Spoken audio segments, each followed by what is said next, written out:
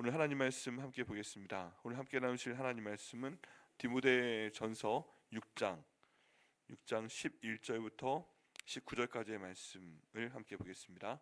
디모데전서 6장 11절부터 19절까지의 말씀입니다. 신약성경 342페이지에 있습니다.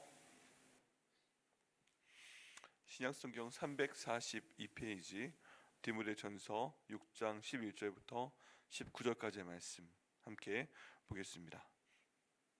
함께 읽겠습니다. 시작.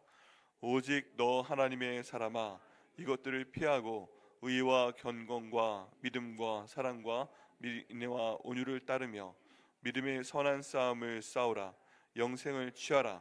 이를 위하여 내가 부르심을 받았고 많은 증인 앞에서 선한 증거를 하였도다. 만물을 살게 하신 하나님 앞과 본디오 빌라도를 향하여 선한 증거를 하신 그리스도 예수 앞에서 내가 너를 명하노니, 우리 주 예수 그리스도께서 나타나실 때까지 흠도 없고 책망받을 것도 없이 이 명령을 지키라. 기약이 이르면 하나님이 그의 나타나심을 보이시리니, 하나님은 복되시고 유일하신 주권자이시며 만왕의 왕이시며 만주의 주시오. 오직 그에게만 죽지 아니함이 있고 가까이 가지 못할 빛에 거하시고 어떤 사람도 보지 못하였고 또 볼 수 없는 이시니 그에게 존귀와 영원한 권능을 돌릴지어다. 아멘.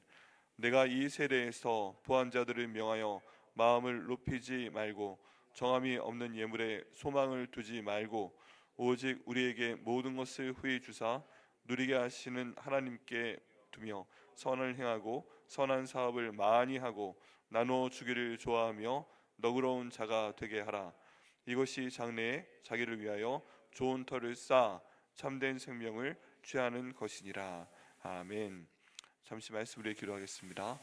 하나님 아버지, 이 말씀을 성령 하나님께서 직접 선포하여 주시옵소서. 종의 모습은 가려 주시고 아버지 말씀의 능력만 드러나게 하여 주시옵소서. 이 말씀 통해 저희가 기도할 때 하나님 말씀 가운데 있는 복을 누리는 저희 한 분 한 분 될 수 있도록 인도하여 주시옵소서. 감사드리고 예수님의 이름으로 기도드립니다. 아멘. 바울의 서신서를 보면 특징이 한 가지 있습니다. 그건 무엇이냐면 장소에 관계없이 그 편지의 앞에 부분에는 교리적인 부분이 나옵니다. 이러이러한 부분이 성경적으로 중요하다 하는 부분이 나오고, 그 뒷부분에는 실천편이 나옵니다.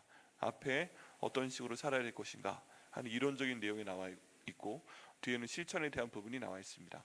오늘 디모데에게는 바울이 충심을 다해서 정말 사랑하는 마음으로 앞에 이론적인 내용을 얘기하고 있고요, 뒷부분에 어떻게 살 것인가에 대해서 얘기하고 있습니다. 바울이 아내는 있었다고 합니다. 아내는 있을 거라고 추정을 합니다. 왜 그러냐면 바울이 누릴 수 있었던 모든 그 신분적인 혜택이 대단한데요. 사내들인 그 공의원이 되는 조건 중에 하나가 결혼을 해야 되는 것입니다. 홀 몸이 그 안에 들어갈 수가 없는데, 사도 바울은 그 안에 포함되어 있는 사람이었기 때문에 성경에 드러나 있지 않지만 아마 아내가 있었을 것이다 라고 추정을 합니다. 그리고 하지만 아내는 있었을 것이라고 생각을 하지만 자녀에 대해서는 근거가 없어요. 그렇기 때문에 자녀에 대해서는 있었을 것이다 없었을 것이다 말은 없는데, 여기 영적인 아들이 한 명 있습니다. 그 사람이 바로 디모데입니다. 이 디모데한테 마치 아들처럼 대하는 것을 볼 수가 있습니다. 또 성경 여러 곳에서 내가 영적인 아버지이고 내가 너를 영적으로 낳았고 너는 내 아들이다, 이런 표현을 볼 수가 있습니다. 그렇기 때문에 본문에 나와 있는 그 사도 바울이 디모데에게 말하는 내용은 마치 영적인 아버지가 아들에게 주는 이야기이기도 하지만, 또 실제 아버지가 아들에게 주는 이야기처럼 굉장히 실제적이고 감사한 얘기들이 있습니다. 디모데 전서는 6장까지 돼 있고 한데, 디모데후서는 성경 전체에서 사도 바울이 마지막으로 기록된 서신서라서 여기 있는 내용을 보면 더 좀 절절합니다. 근데 이 내용 가운데서 보면 디모데가 정말 이렇게 했으면 좋겠다 하는 내용이 포함되어 있는데요, 이 말씀이 하나님께서 영적인 아버지인 바울에게 주시고 또 그 영적인 아들인 디모데에게 주신 말씀이라면, 또 저희들의 모든 교회 머리신 예수님께서 교회 몸된 저에게 주시는 말씀으로도 볼 수가 있습니다. 또 예수님께서는 저희 몸을 위해서 십자가에서 그 목숨을 주시기까지 하신 분이기 때문에 정말 저에게 어떤 말씀을 주시기 위해서 많이 고심하셨을 것입니다. 근데 성령 하나님의 인도하심 가운데 성령 하나님이 빛을 주시는 그 조명 가운데 이 말씀을 저에게 주신 것은 저희로 하여금 반드시 알고 지키게 하겠다는 뜻이 있는 것을 믿습니다. 그렇기 때문에 한번 시간이 되시면 바울 서신 중에서 뒷부분을 보시게 되면요, 뒤에서 한 2장 3장 이 정도 내용을 보시면 실천편이 나와 있으니까 그런 내용들을 한번 보시면서 지키시면 좋겠습니다. 오늘 말씀 가운데 있는 내용은 성경적으로 보면 믿음의 선한 싸움을 다 싸워 이겨라, 그리고 그 상을 받아라 하는 내용이 오늘 말씀의 주제입니다. 11절 말씀에 보면 오직 너 하나님의 사람아 이것들을 피하고 의와 경건과 믿음과 사랑과 인내와 온유를 따르며 믿음의 선한 싸움을 싸우라 라고 되어 있습니다. 그런데 여기에서 저희가 한번 생각해 봐야 될 것은 뭐냐면 이것들을 피하고 라고 얘기했잖아요. 바울의 말씀을 가만히 보면 논리적으로 대조가 되어 있습니다. 앞에 이런 거 잘못된 거야 하고 예를 들고 그 다음에 이런 것들을 하지 마라, 이런 것들로 나아가라 하는 방식으로 계속 반복돼서 나오는 경향이 있습니다. 그래서 이것들을 피하고가 뭔지 아는 것이 중요합니다. 그 내용이 일단 위로 계속 올라갈 수도 있지만 6장 3절부터 10절까지의 내용을 보게 되면 두 가지가 나옵니다. 첫 번째는 교만입니다. 교만. 그리고 두 번째는 돈을 사랑하는 것입니다. 교만한 것과 돈을 사랑하는 것, 이것을 네가 일단 피하라 라고 말씀을 하고 있는 것을 볼 수가 있습니다. 3절과 4절을 보면 누구든지 다른 교훈을 하며 바른 말 곧 우리 주 예수 그리스도의 말씀과 경건에 관한 교훈을 따르지 아니하면 그는 교만하여 아무것도 알지 못하고 변론과 언쟁을 좋아하는 자니 이로써 투기와 분쟁과 비방과 악한 생각이 나며 마음이 부패하여지고 진리를 잃어버려 경건을 이익의 방도로 생각하는 자들의 다툼이 일어나느니라 라고 나와 있습니다. 여기 보면 나쁜 게 많이 나와 있잖아요. 변론을 하고 언쟁을 좋아하고 이로써 투기와 분쟁과 비방과 악한 생각이 나며 이런 것들을 그 사람이 있는 공동체 가운데 가져오는 사람이 있습니다. 그런데 이런 사람의 특징을 한마디로 하면 교만한 것입니다. 교만해요. 교만하면 이런 게 일어납니다. 그래서 여기에 대한 반대는 겸손한 것입니다. 또 사랑이 많은 것입니다. 교만한 이유는 여러 가지로 생각을 해볼 수가 있습니다. 근데 두 가지 정도만 뽑아보면 첫 번째, 여러 가지 요인에 따라서 그 사람이 굉장히 자존감이 낮은 경우가 있어요. 뜻밖의 굉장히 교만한데 알고 보니까 어렸을 때부터 자존감이 너무 낮은 거예요. 그래서 이 자존감이 낮은 것을 어느 정도 위치가 되고 성장했을 때 교만한 형태의 행동과 말을 통해서 이것들을 푸는 경우가 있습니다. 그래서 막상 그 내용의 정면으로 한번 싸워보면 이분이 마음의 상처가 굉장히 많고 사실은 본인에 대한 자존감이 낮기 때문에 교만한 형태의 그런 생활 태도를 통해서 다른 사람들로부터 약간 부정적인 형태의 인정을 받으려고 하는구나, 이런 것들을 느끼게 되는 경우가 있어요. 정말 어렸을 때부터 굉장히 좋아서 이렇게 정말 공부를 많이 하고 또 다른 사람들과 비교를 해봤을 때 탁월한 부분이 있어서 교만한 경우도 있지만 반대 경우가 있다는 얘기입니다. 너무 자존감이 낮은 거예요. 그리고 두 번째 경우는 정말 어떤 높은 경지에 올랐기 때문에 모든 가정의 배경이나 공부에 온 거나 경험이나 그런 부분들 때문에 교만하게 되는 이유도 있습니다. 간단하게 나누면 두 가지입니다. 근데 정말 놀랍게도 이 본문에서 사도 바울이 말씀하고 있는 교만의 이유는 약간 다른 데 있습니다. 그게 무엇이냐면 누구든지 다른 교훈을 하며 바른 말 곧 우리 주 예수 그리스도의 말씀과 경건에 관한 교훈을 따르지 아니하면 교만해진다는 것입니다. 네, 다른 교훈을 따르고 우리 주 예수 그리스도의 말씀과 경건에 대한 교훈을 따르지 않으면 교만해진다. 다른 말로 하면 예수님을 제대로 알지 못하면 교만해진다 하는 것입니다. 네. 그렇기 때문에 저희가 기도해야 됩니다. 하나님, 저희가 교만하지 않도록 하여 주옵소서. 교만하지 않기 위해서는 예수 그리스도의 말씀과 경건에 관한 교훈을 온전히 따를 수 있도록 인도하여 주시옵소서. 이렇게 기도해야 됩니다. 같이 기도해 보시겠어요? 하나님 아버지, 저희가 주 예수 그리스도의 말씀과 경건에 관한 교훈을 따르도록 하여 주옵소서. 그래서 교만하지 않도록 하여 주옵소서. 네, 저희 일생 가운데 피하고 또 피해야 될 것이 교만입니다. 사도 바울이 또 다른 부분에서 교만은 패망의 선봉이다 라고 얘기를 했습니다. 겸손한 건 좋죠. 근데 예수님께서 이 땅 가운데 오신 그 모습도 겸손의 모습이었기 때문에 예수 믿는 사람이 가장 피해야 될 것이 생각이나 입술에 말이나 행동 가운데서 교만한 게 나오지 말아야 됩니다. 주여 교만하지 않도록 인도하여 주시옵소서. 두 번째는 돈을 사랑하는 것입니다. 10절 말씀에 보면 돈을 사랑함이 일만하게 뿌리가 되나니 이것을 탐내는 자들은 미혹을 받아 믿음에서 떠나 많은 근심으로써 찔렀는데 자기를 찔렀다고 합니다. 여러분, 돈을 사랑하는 것이 저희 삶 가운데 있습니다. 그런데 만약에 예수님을 믿거나 안 믿건 돈을 사랑하게 되면 결국 처음에는 돈을 지배할 수 있는 것 같지만 나중에 돈에 의해 지배를 받는다고 이야기를 합니다. 그래서 돈을 사랑하면 안 됩니다. 돈을 사랑함이 일만하게 뿌리가 되기 때문에 하나님, 제가 돈을 사랑하지 않도록 인도하여 주시옵소서. 돈을 사랑해서 많게 되면 좋을 것 같은데 이것을 탐내는 자들은 미혹을 받아 믿음에서 떠나기까지 된다고 얘기하고 있습니다. 돈을 사랑하면 믿음에서 떠난다. 그리고 많은 근심으로써 자기를 찌른다. 돈이 많은 분들이 오히려 근심 걱정이 많다고는 합니다. 저는 그런 경험이 없어서 잘 모르겠는데 돈이 많으면 참 행복할 것 같은데, 돈이 많으면 모든 걸 다 할 수 있을 것 같은데 오히려 많은 근심으로써 자기를 찌른다. 이해하지 못할 말이지만 성경에서 이렇게 말씀하시면 맞다 믿고 하나님, 돈을 사랑하지 않도록 인도하여 주시옵소서. 저희가 기도해야 됩니다. 그래서 다른 말로 하면 돈이 부족해도 저희가 불편할 수는 있는데 불행하면 안 된다. 이런 마음의 자세를 분명히 가져야 됩니다. 이게 나의 행복과 불행을 좌우하는 것이 아니라 돈이 없기 때문에 불편하다. 그러면 하나님 주시옵소서 하고 나갈 때 이것들도 저희가 이겨 나갈 수 있을 것을 믿습니다. 돈에 대한 것도 기도하시겠습니다. 하나님 아버지, 저희가 돈을 사랑하여 일만하게 뿌리가 저희 삶에 내리는 것을 막아 주시옵소서.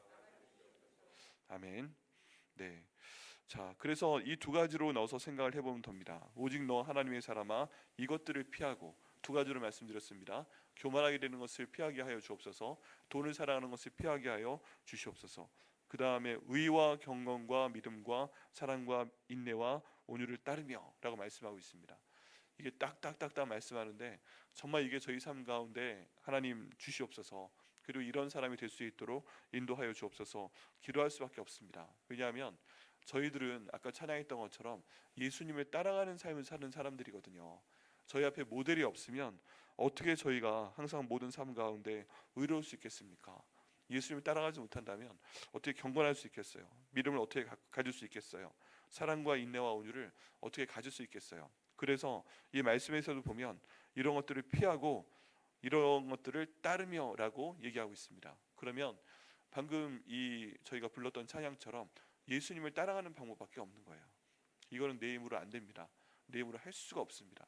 예수님을 따라갈 수밖에 없고, 그렇다면 주님, 저희 눈앞에 모든 상황 가운데 저희가 어떻게 하죠? 하고 기도할 때 그냥 예수님이 앞에 계시고 이럴 때 이렇게 마음을 가져라, 이렇게 말을 해라, 이렇게 행동을 해라, 그렇게 말씀하신 예수님 모습을 저희가 보고 따라가게 하시는 방법밖에 없습니다.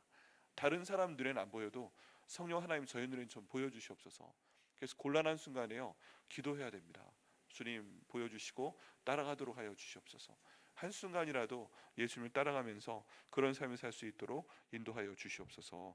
기도해야 됩니다. 자, 이 말씀 가지고 기도하시겠습니다. 하나님 아버지, 교만과 돈을 사랑하는 것을 피하게 하여 주시옵소서.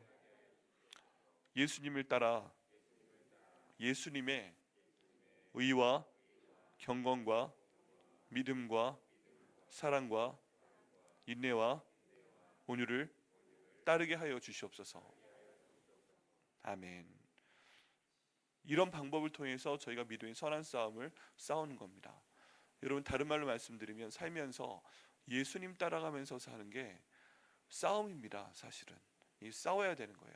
나 자신과 싸워야 되고 다른 사람과도 싸워야 되는 것입니다. 내 앞에 설령 잘못 말을 하고 잘못된 태도를 가지고 너무 교만해서 나를 하대하고 너무 돈이 많아서 나를 무시하고 막 그런 사람이 있을 때 그 사람에게 이런 태도를 대하는 것이 믿음의 선한 싸움을 싸우는 것입니다. 이게요, 믿음을 갖지 않으면 도저히 불가능합니다. 기분이 나쁘다고, 내가 이로 인해 상처를 받는다고 들여받으면 한순간의 성질은 그런데 그 다음 뒷감당하기가 정말 힘든 경우가 많죠.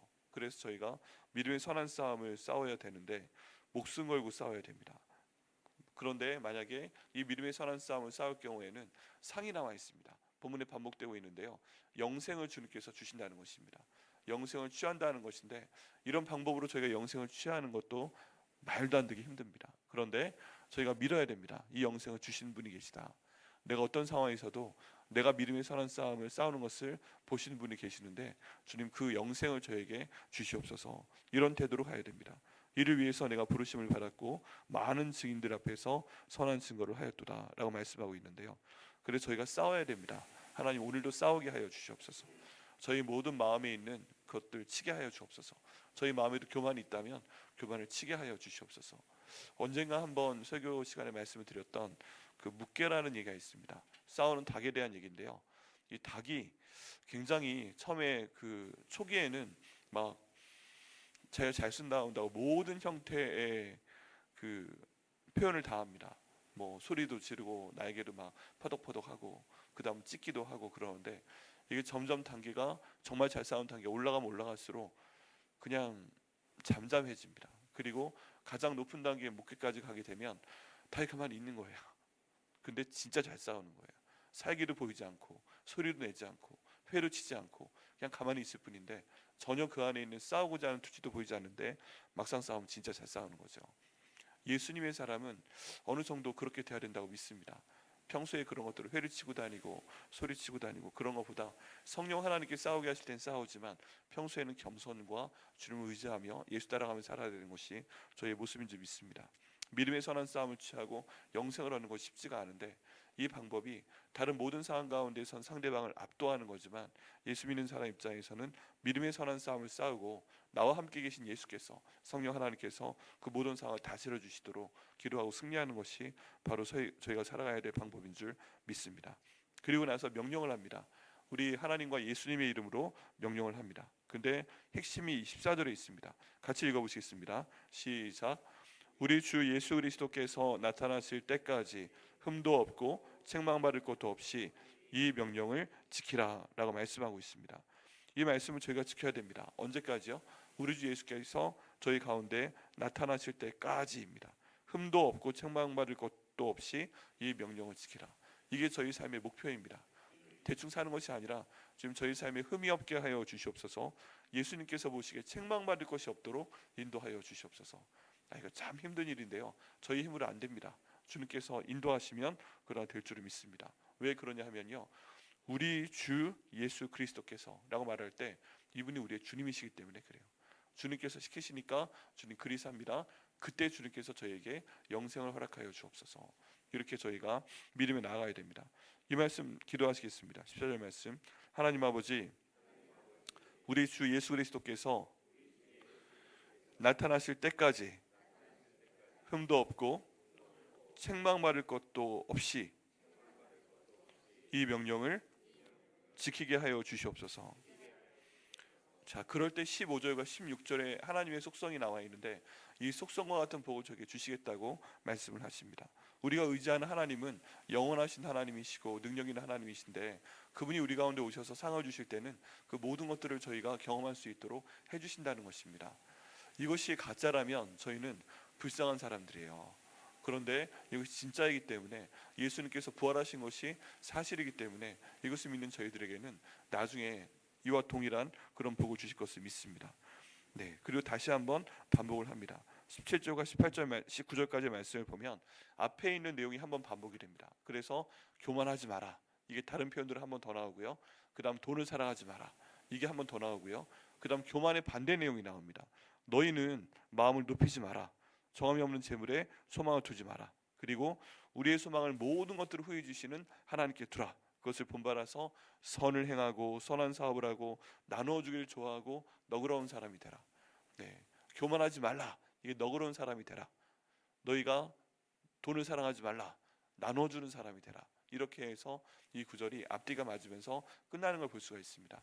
바울서신 가운데 또 하나의 특징이 일종의 서로 대꾸가 되는 형식인데요, 하나하나 들어가 보면 처음에 말한 것과 나중에 것이 맞습니다. 교만하지 말라 얘기해놓고 마지막에 너그러운 자가 되라. 돈을 사랑하지 말라, 나눠주는 사람이 되라. 그러면 너희에게 상을 주실 것이다 하는 것이 이 말씀 가운데 있는 내용입니다. 우리 이 말씀을 우리 주 예수님의 이름으로 받으시고 기도하시고 또 삶 가운데 실천하셔서 이 하나님께서 주시는 복을 받으시는 한 분 한 분 되시기를 예수님의 이름으로 축원합니다. 자, 기도하시겠습니다. 하나님 감사합니다. 우리 이 말씀을 저희가 허락하여 주시니 감사합니다. 하나님, 저희가 오늘 본문에 말씀하시는 내용을 기억하고 지킬 수 있도록 인도하여 주시옵소서. 저희 모든 삶 가운데서 교만하지 않도록 하나님 인도하여 주시옵소서. 너그러운 사람이 될 수 있도록 하여 주시옵소서. 돈을 사랑하지 않도록 인도하여 주시옵소서. 나눠주는 사람이 될 수 있도록 하여 주시옵소서. 우리 주 예수께서 나타나실 때까지 흠도 없고 책망받을 것이 없는 사람이 되기 위해서 이 명령을 지킬 수 있도록 인도하여 주시옵소서. 그리고 본문에서 말씀하시는 것처럼 모든 것을 초월한 영원하신 하나님, 만유의 주이신 그 하나님 앞에 그 하나님께 주시는 복을 받는, 결국 정말 행복하고 정말 풍성하고 정말 하나님의 사랑을 많이 받는 저희 한 분 한 분과 가족과 저희 백향목교회 될 수 있도록 아버지 인도하여 주시옵소서. 오늘 기도할 때 성령 하나님께서 붙들어 주시고 이 실천에 대한 말씀으로 기도할 때 저희 삶 가운데 이 말씀이 능력으로 지켜지게 하시고 또 그 상급을 받는 저희 모두가 될 수 있도록 주님 복의 복을 허락하여 주옵소서. 예수 따라가는 복이 아버지 저희 가운데 충만할 수 있도록 인도하여 주옵소서. 이 기도에 응답하여 주시면 감사드리고 예수님의 이름으로 기도드립니다. 아멘.